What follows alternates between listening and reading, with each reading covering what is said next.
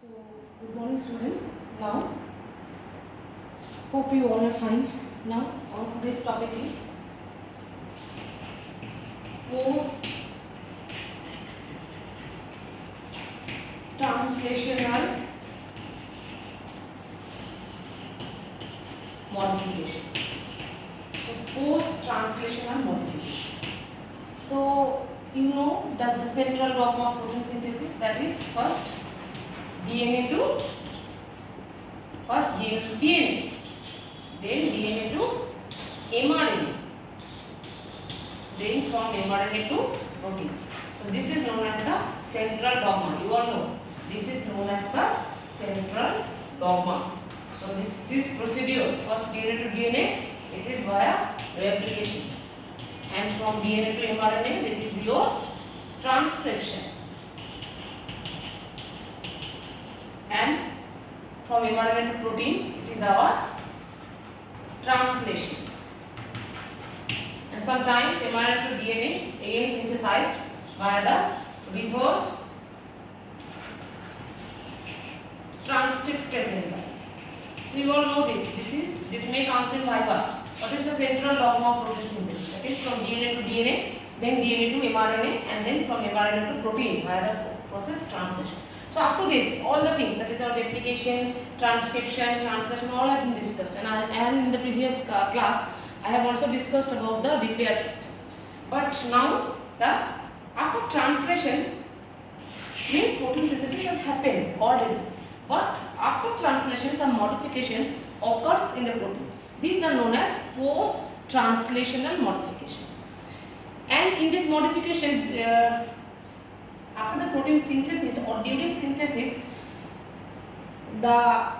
some bonds may include within the structure, some hydrophobic interaction, hydrogen bond, ionic interaction, etc. occurs within the protein itself, so that it can get its native conformation or the active conformation. Thus, a one-dimensional genetic code is now converted to a active protein, three-dimensional active protein. So all these things, after this modification, the one-dimensional genetic code through this process, and also after this modification, it is converted to the three-dimensional active protein. That is, after translation, some modification occurs in the protein, some folding occurs, some bonds included in the protein, and now it can get its active conformation. Okay, students. Now today's main topic. What are the modifications that is occurring after translation? First of all, the first modification, that is the N terminal and the C terminal end modification. So first point is, I will discuss this topic in 7 points. So first point is the N terminal and C terminal end modification. We all know the protein synthesis in bacteria, the first thing, that is your N-formyl methionine. This will be the first amino acid, N-formyl methionine. And in higher organism, that is eukaryote, it is methionine. It has been seen that after synthesis of the protein, this N-formyl group is cleaved. And also in eukaryotes, the methionine group is cleaved. Some N-terminal other amino acids are also cleaved out. Some C-terminal N modification also occurs after post-translation. It has been seen also that the N-terminal end amino acid, the N-terminal end, the amino group, N-terminal amino group, after translation, it attached with acetylation occurs. So, what is the N-terminal modification? That is, the N-terminal amino group is now attached with an acetyl. That is, acetylation of the amino group occurs in 50% protein. So these are the N-terminal and C-terminal modification. That is, some N-terminal residues are cleaved out, some C-terminal residues are cleaved out, and the N-terminal amino group is now acetylated. And also the initiator sequence, that is our N-formyl methionine, the formyl group is cleaved in case of bacteria. So these are the N-terminal and C-terminal modification. Next point is your signal sequence, cleavage of signal sequence. We all know the signal sequence. So next point is your cleavage sequence.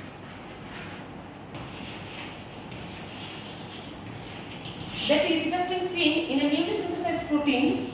If it is a newly synthesized protein, then at the N-terminal end, at about 18 to 20 residues are there, and these residues direct the protein to their ultimate destination. That may be ear, that may be Golgi, that may be mitochondria.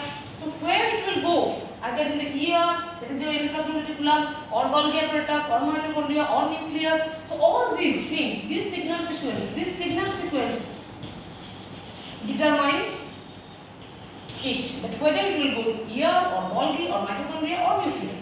Now, after this protein, with the help of this signal sequence, is go to its ultimate destination, and then through a peptide, this signal sequence is cleaved. So this is also an example of our post-translational modification. That is our cleavage of signal sequence. That is 18 to 20 residues which are present at the N-terminal end, which is known as the signal sequence. And the importance of this signal sequence is that it will determine whether the protein will go to which organelle. It is maybe ear, maybe Golgi, maybe nucleus, and maybe mitochondria. And this signal sequence is now cleaved by a peptide.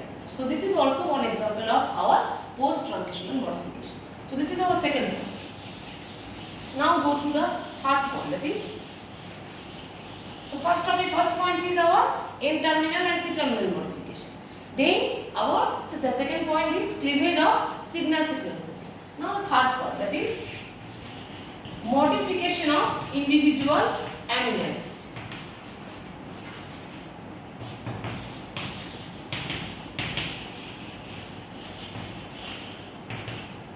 In this modification of individual amino acid, three subtopics mainly come. That is our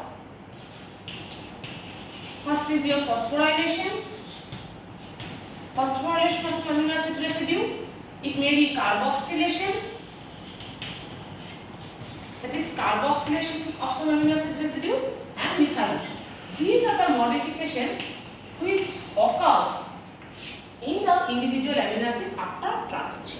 So these three are the modifications. That is your phosphorylation, then carboxylation, or it may be methylation. These three types of modifications occurs in the individual amino acid. So first of all, come to the phosphorylation. What amino acids are phosphorylation? In this phosphorylation, so first is your modification of individual amino acid.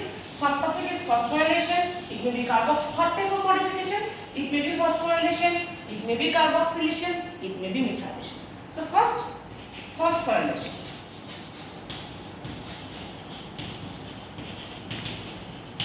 It has been seen that amino acids like serine, threonine, and tyrosine. Why? Tyrosine. These are the three amino acids which mainly undergo this phosphorylation type of modification. So serine, if I draw the structure, so serine, where the hydroxyl group is present, these amino acids are mainly susceptible for the phosphorylation modification. See, what is the structure of serine? Student, please remember. Please recapitulate the structure of serine. CH2OH, so here. So it is phosphoserine. So serine after phosphorylation is converted to phosphoserine. If I draw it for your threonine, then it will be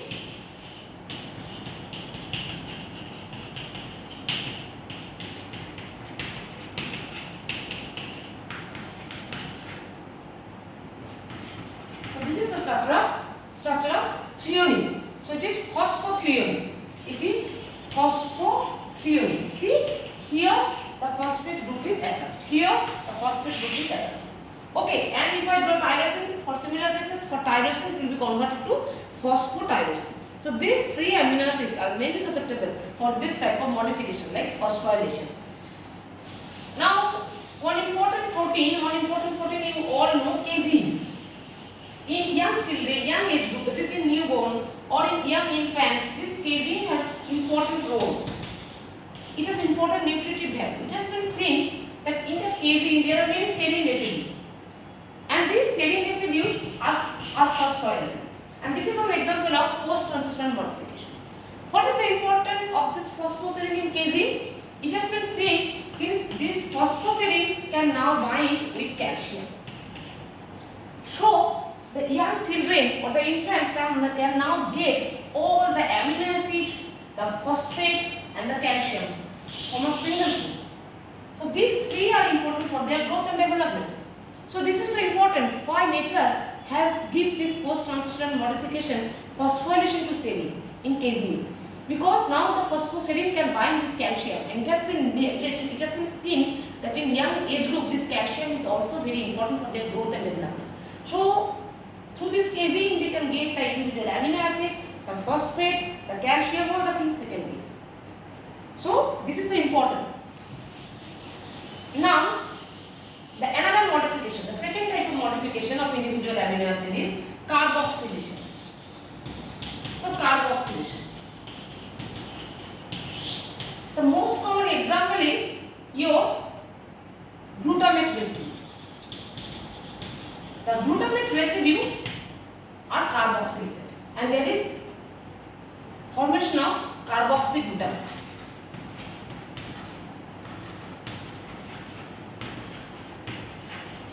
Okay, so this is one vitamin K dependent reaction. Student, I think you all know about the vitamins. So the carboxylation, which vitamin is needed in carboxylation reaction? Yes, it is biotin. But this carboxyglutamate formation is one important example of carboxylation without biotin. Biotin independent carboxylation. This may comes in your viva. The name one biotin independent carboxylation reaction. This is one important example where glutamic acid is converted to gamma carboxyglutamate with the help of vitamin K, and this is one example of biotin independent carboxylation. So what is the importance? So if I draw the structure of glutamic acid, see student. What is the structure of glutamic acid? You all can remember. So this is the structure of glutamic acid, and it is the structure of gamma carboxyglutamate. It is alpha, beta and gamma. So gamma carboxyglutamate, here the extra carboxyl group is attached. So it is the structure of gamma carboxyglutamate. What is the importance of this gamma carboxyglutamate? You all know the clotting factors. Among the clotting factors, one important thing is prothrombin. Remember, there are 12 clotting factors. Factor 1, 2, 3, 4, 7. Some intrinsic pathway, some are for extrinsic pathway. I think in physiology you have read it. Extrinsic pathway and intrinsic pathway. So prothrombin, one important clotting factor. It has been seen that in prothrombin, most of the glutamate residue by the help of vitamin K is converted to gamma carboxyglutamate. And what is the importance of this gamma carboxyglutamate? This gamma carboxyglutamate can easily bind with calcium. And calcium is a very important thing for our clotting mechanism. So they can initiate. So gamma carboxyglutamate can accelerate the clotting mechanism. It has been seen when the patient is suffering from some clotting disorder, like a pregnant mother. If suffer from some liver disease, then we give her vitamin K injection. What is the importance of this vitamin K injection? This vitamin K will promote the formation of gamma carboxyglutamate. And now the gamma carboxyglutamate can bind with calcium and they can accelerate the clotting mechanism. So any type of bleeding can be avoided through this mechanism. So this is the importance of carboxylation reaction. That is, here this carboxylation is a type of this gamma carboxyglutamate. From glutamate to gamma carboxyglutamate is the example of the post-translational modification. Here the amino acid glutamic acid is modified post-translationally to form the gamma carboxyglutamate. Clear?